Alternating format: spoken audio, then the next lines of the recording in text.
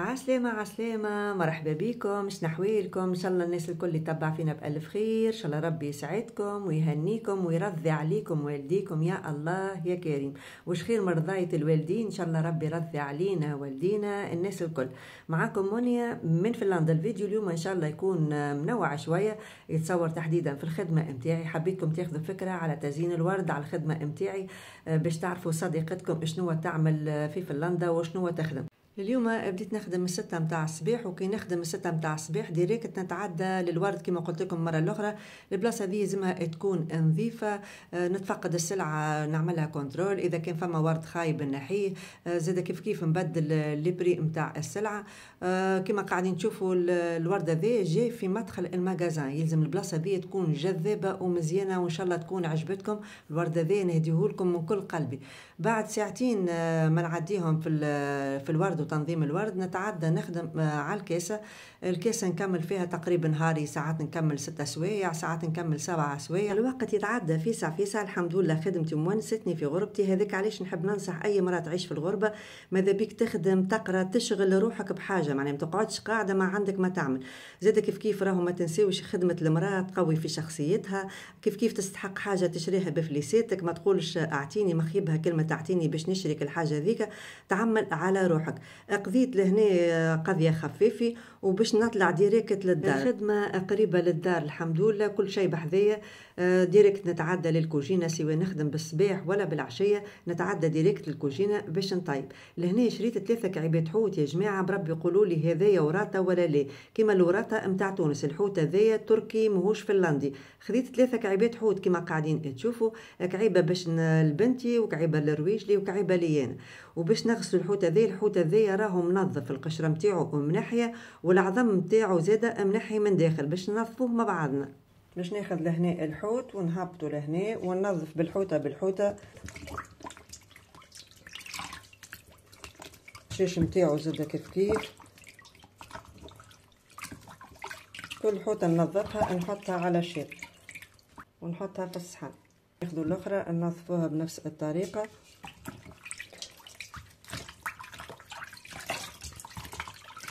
والفشاش هذوما تردوا بالكم فيهم، حتى من هنا نضيف جمله واحده كما قاعد نشوفوا كيفاش يكون. نضيف خليوها تستقطر الحوته بتاعنا لهنا. حطيت لهنا في الصحن كما قاعدين تشوفوا نفس الطريقه. وباش نعاود ننظفهم مره اخرى، لان الحوت نخاف منه ولا الحقيقه ننظف برشا مرات. انا ساعات نشري دجاجه ننظفها تقريبا 4 مرات، نخاف الحقيقه نتاع ربي. خليها تستقطر بكدي وباش نعاود ننظفهم بالماء مره اخرى. كيف نعاود نحطهم في الماء، خليهم يتشلوا مره اخرى. ضروري نشللهم لهنا على الاقل 3 مرات، انا غلط نخاف كما قلت لكم. نحاول نشللهم بكدي، خليوه يستقطر شويه ومن بعديك واحنا نفوحوه.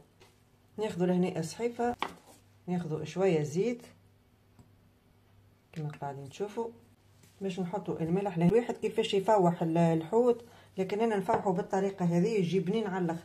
وباش ناخذوا لهنا شويه فلفل احمر، فما شكون ما يحبش فلفل احمر في وسط الحوت، محرحر دو بلاش، هذا مش برشا. شويه كركم، شويه تبل وكرويه، ونحط تبل وكرويه ندعي على ميمتي بالخير، ربي ان شاء الله يطول في عمر. وباش ناخذ لهنا النوع هذا الفحات نتاع الحوت، صدقوني ما نحكي لكمش على الحوت بنا يجي عالمية. باش ناخذ منه شويه، باش ناخذ شويه كمون، ناخذ شويه لهنا مش برشا. نخلطوا المكونات هذيا كلها وباش نفوحوا الحوت نتاعنا. نشدوا بالحوته ونفوحوا. هنا باش ناخذوا من الفاح اللي فوحناه كما قاعدين تشوفوا، وباش ندهنوها كما هكا. ومن داخل زيادة تردوا بالكم على صوابعكم لانها فيها كشوك من هنا.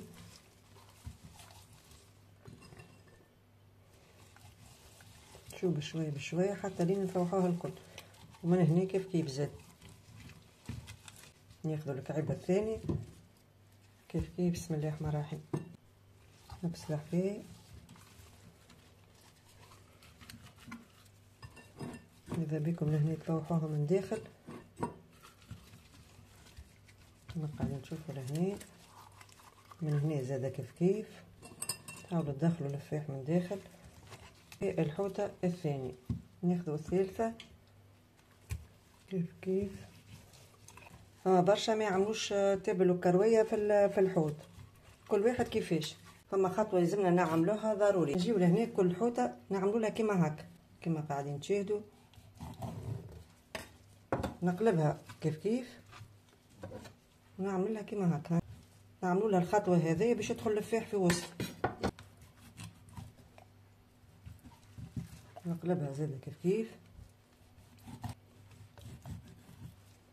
والاخرى نعملها زاده بنفس الطريقه باش نجيو للفاح وندخلو في وسطها من هنا كيف من هنا زاده. ناخذو الاخرى كيف نحلو من هنا ونهبطو للفاح. بعد ما فوحته لهنا بالكدا كما قاعدين تشوفوا، شقيناه شويه من هنا باش يدخل الفاح في وسطه، وزاده كيف يعاونكم باش يجي فيسع ما يقعدش مده طويله. باش ناخذ طريقه بلاستيك هذه باش نعمل كيما هكا، غطيناه بالكدا باش نحطوه تويكا في الثلاجه يرتاح سويعه كامله، مش باش ما تفوحوه تمشيو تقليوه راهو ما يعطيش بنا هكا، حتى النكهه نتاع الفحات ما تحسوهاش. دونك نخليوه سويعه ونرجع لكم. عطينا الحوت يرتاح شويه في الثلاجه باش ناخذوا نعملوا سلايطه مع بعضنا. باش نعملوا سلايطه خضراء لهنا باش ناخذ الفاقوس. شوفوا لهنا الفاقوس في فنلندا كل شيء في الساشيات كما قاعدين تشوفوا، لهنا مغطي اموره واضحه. باش نستحقوا لهنا الافوكادو، باش نستحق لهنا الفلفل سواء اخضر ولا احمر اللي متوفر عندكم. باش نستحق البصل، عندي شويه لهنا فاقوس مخلل كما قاعدين تشوفوا، تنجموا تستغنوا عليها ما يعطيكم بالنا في وسط السلطه. تفاحه ماذا بكم تكون قارصه شويه كعيبه كافي، وعندنا طماطم سوريز. هذا بالنسبه للسليطه نتاعنا. لهنا كعيبه التفاح غسلتها بكدا وماذا بكم كعيبه التفاح تكون قارصه تعطيكم نكهه بنينه في وسط السلطه. نقسموها بالشكل هذا، نحولها القلب نتاعها بارتي هذه نحيوها كيما هكا كيما قاعدين تشوفوا.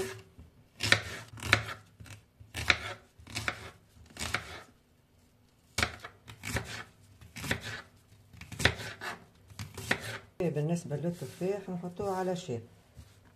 ناخذوا كعيبات الطماطم لهنا نقصوهم بالشكل هذا على زوز فقط، وتنجموا تحطوا طماطم عاديه راهو، اما هذه بنينه برشا نتاع سلطه. هذه بالنسبه للطماطم نتاعنا حضرت. باش ناخذوا البصل لهنا، بنتي ما تحبش بصل، باش نعمل شويه بكل بصل لهنا كما قاعدين تشوفوا. البصل ما تاكلوش جمله واحده بنتي، يلا غالب وجويده على الاخر نقص فيها. تلقى البصل ما تاكلوش بكل. ناخذوا الفلفل بعد ما غسلناه ونظفناه باش نقصوه بالشكل هذا.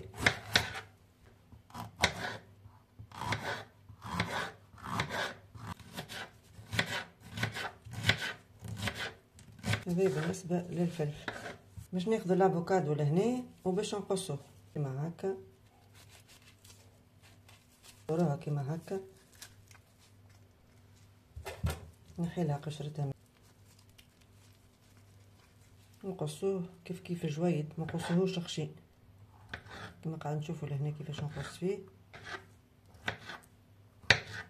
نهبطوا الفاقوس نتاعنا بعد ما قصيناه، نهبطوا التفاح، نهبطوا الطماطم، بصل مش برشا بنتي ما تحبش البصل، الفلفل لهنا، عندنا الافوكادو لهنا. باش نهبط زيت الزيتونه. قبل ما نهبط الزيت الزيتونه لهنا حبيت نعطيكم فكره. الزيت هذا يا جماعه لقيته في فنلندا، ما تتصوروش قداش فرحت. مكتوب عليه لهنا، مكتوب عليه تونيزيا كما قاعدين تشوفوا. حبيت نوريكم على قريب، شريته بالوقت. نفرح انا كي نلقى حاجات هكا نتاع تونس، الحقيقه نشريها بالوقت. شجعوا بلادكم. ناخذ شويه زيت مش برشا، عسل قارص، رشه ملح صغيره هنا مش برشا، فلفل اكحل. نخلطوا السلايطه نتاعنا يا جماعه. صدقوني اعز ما تاكلوا السلاطه، راهي سلاطه تروي البدن. ناخذ هنا الجبن نتاع السلاطه وشويه زيتون، لكني باش نحي الزيت لانه فيه برشا زيت كما قاعدين تشوفوا. باش نهبط كان الجبن فقط. تنجموا تحطوا الثوم، تنجموا تحطوا اللي تحبوا نتوما. نهبطوا بشويه بشويه. فاقوس المملح كما قلت. ناخذ لهنا الفاقوس المملح كما قلت لكم، وباش نزينوا به السلطه. نسيتو باش ما نضيعش الوقت وباش نحط كما هكا كما قاعدين تشوفوا. شيء طبيعي، كل مرة تتفنن في الزينة نتاع السلطة نتاعها، وكل مرة عندها لمساتها المزيانة الحلو. هذا بالنسبة للسلطة نتاعنا حضرت كما قاعدين تشوفوا. خرجوا الحوت تويكا باش نطيبوه مع بعضنا. خرجنا الحوت نتاعنا من الثلاجة، يقعد نصيف ساعة سويعة ما يجرى له حتى شيء. ناخذوا القلاية باش نحطوا لهنا ورق الزبدة بالشكل هذا. هاك الساعة كي يطيب الحوت ما يتشد الكوش وتخرج طعيبة مزيانة ما شاء الله. نهبط الزيت، بسم الله الرحمن الرحيم. كما يسخن الزيت واحنا نهبطوا الحوتات نتاعنا. الحوته ما تتشدش في القلايه وتقعد منظرها مزيان وحلو. الفكره هذه تقريبا برشا ما يعرفوهاش، جربوها ورحموا لي على والدي. الطريقه هذه وريتها لي سيام اختي. الزيت سخون لهنا كما قاعدين تشوفوا، وباش نهبطوا الحوت. بسم الله الرحمن الرحيم. باش نهبطوا الحوت نتاعنا. انا الحوت اللي عندي كبير برشا، دونك ما نجمش نهبط الكل في القلايه، خليه يطيب على راحته. معناها باش نجم نقلب الحوت، خليها تطيب على الوجه الاولاني ونقلبها على الوجه الثاني. بالنسبه للحوت هذايا خشين شويه، دونك ماذا بيكم ما تقاويوش الغاز على الاخر، احتمال يتحرق وما يطيبلكمش من داخل. الحوت هذايا يا جماعه راهو تركي ماهوش فنلندي، دوكل عليه الوراثه نتاع تونس، دونك خذيته بالوقت. حتى الطعم نتاعو يشبه للوراثه نتاع تونس، هذيك علاش اخذيته. كنت باش نحطه في الفور ما نكذبش عليكم، حبيته مقلي بالشكل هذا يجيب بنين ما نحكي لكم. بسم الله الرحمن الرحيم. هذه خلطتها كيما تشوفوا لهنا، لا تصدق لا حتى شيء. الحوته نتاعنا لهنا طابت، وهذا الشكل نتاعها بعد ما هزيتها كيما قاعدين تشاهدوا. خليها تطيب على الوجه الاولاني وبعد نقلبها على الوجه الثاني. ما شاء الله، اللهم صل وسلم على سيدنا محمد. بربي كان فما مراه حبله ولا تتوحم نقولها سامحني، نعرف الحاجات هذيا تتشتي. نحطوهم هنا كما قاعدين تشوفوا. لهنا نحيت ورق الزبده وكما قاعدين تشوفوا صدقوني ولا نكته زيت على القلايه. نفس القلايه باش نقلي فيها البطاطا. الزيت سخون لهنا باش نهبط البطاطا. البطاطا اللي عندي هذيا عندي مخلجه نحذفها من اليد، تساعدني برشا، خصوصا لأن نخدم الحقيقه ما نلقاش الوقت باش نقعد نقص في البطاطا. معناها توا الوقت نتاع وقت السرعه، واحد يجي مزروق ماذا بيه هكا حاجه تبدا حاضره. فيها تطيب على راحتها، ولا كتنجموا تحطوها في الفور مده 15 دقيقه تقريبا وتطيب لكم. لكن انا ماذا بيا تكون مقليه تحسها ابان برشا ملي في الفور. نقلبوها باش ما تتحرقش، باش تطيب على الوجه الاولاني والوجه الثاني. ناخذوا لهنا صحين يكونوا مضيق، نحطوا عليه البابيي، نهزوا البطاطا نتاعنا خليوها تستقطر شويه كما هكا ونحطوها على الصحين. كما قلت لكم تنجموا تحطوها في الفور 15 دقيقه تقريبا، لكن بنتها مقليه والاختيار يرجع لكم انتم. نحطوا لهنا رشه ملح صغيره مش برشا كما قاعدين تشوفوا. نحاولوا لهنا نخضوها بالطريقه هذه. ناخذوا السيترون تاعنا بالشكل هذا. وهذا فطورنا كان اليوم كما قاعدين تشاهدوا. اللهم صل وسلم على سيدنا محمد، وان شاء الله قسمكم في الجنه. عملنا حوت مشوي ولا مقلي كل واحد كيفاش يسميه بطريقه سهله، وعطيتكم كيفاش يطيب على ورق الزبده لا يتشد ولا حتى شيء، وتجيكم حويجه بنينه على الاخر. وهذه سليطه اللي عملناها مع بعضنا، فطير خفيف نظيف ما شاء الله. بقى لي كان باش نقول لكم ما تنساوش اللايك للتشجيع. بوسه كبيره، الى اللقاء فيديو اخر على قريب ان شاء الله. الى اللقاء.